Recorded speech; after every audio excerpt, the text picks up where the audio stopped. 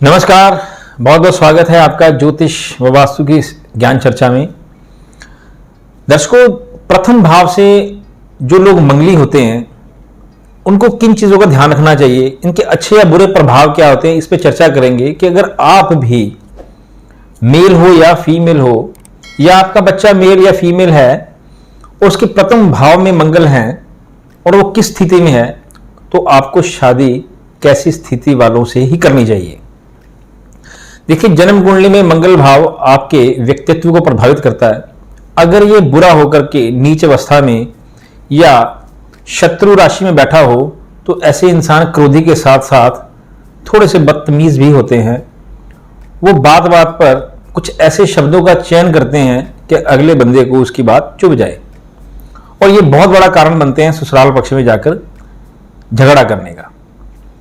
अगर अच्छा बैठा है, अच्छी राशि में है, उच्च का है या स्व राशि में है या शुभ ग्रहों के साथ है, तो ऐसे मांगलिक दोष वाला स्वभाव से अच्छा होता है, इसमें कोई दो राय नहीं है। वो अपने अच्छे गुणों का, सद्गुणों का अच्छी तरह से प्रयोग करता है। वो एक अलग बात है कि मंगल के दोषपूर्ण होने के कारण वहां पर थोड़ा उसको मंगली दोष का ध्यान रखना पड़ता है। पर एक बात सच है कि डेंजर जोन से वो बाहर निकल जाता है। इसीलिए सभी मंगली दोष वाले इतने दुखी भी नहीं होते और बहुत बड़े बड़े लॉसेस भी नहीं लेते, क्योंकि उनके जन्म कुंडली में मंगल एक अच्छे प्रभाव के बीच में होता है। जन्म कुंडली में अगर प्रथम भाव से आप मांगलिक हो और वो मंगल बुरा है तो आप अनियंत्रित क्रोध के स्वामी होते हो, लालची प्रवृत्ति के होते हैं।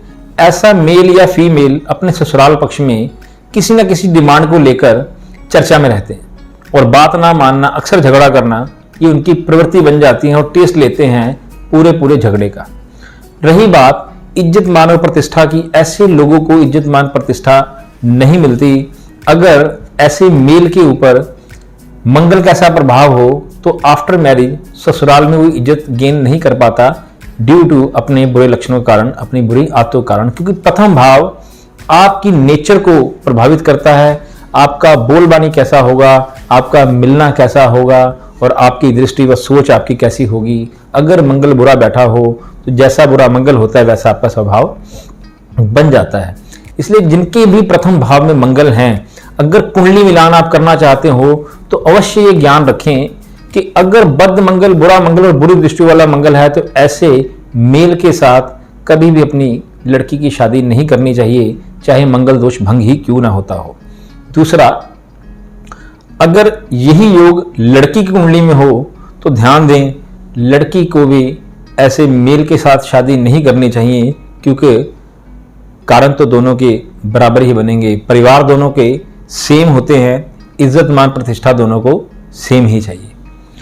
अगर प्रथम भाव में मंगल बुरा है और शादी करनी है, कोई मजबूरी बन जाए, तो ये याद रखना, मंगल दोष भंग होने के साथ साथ उनकी जो वैदिक पूजाएं बनती हैं, जो वैदिक मंत्रोच्चारण बनते हैं, जो प्रिकॉशंस या जो उपाय बताए गए हों उनको करके ही करिएगा। और एक बात ध्यान रखिएगा, आफ्टर मैरिज भी कुछ छुटपुट उपाय इनको करते रहना चाहिए, ताकि मंगल दोष के साथ साथ जो मंगल के ऊपर बुरे ग्रहों का प्रभाव है वो प्रभाव भी आपको ना मिले।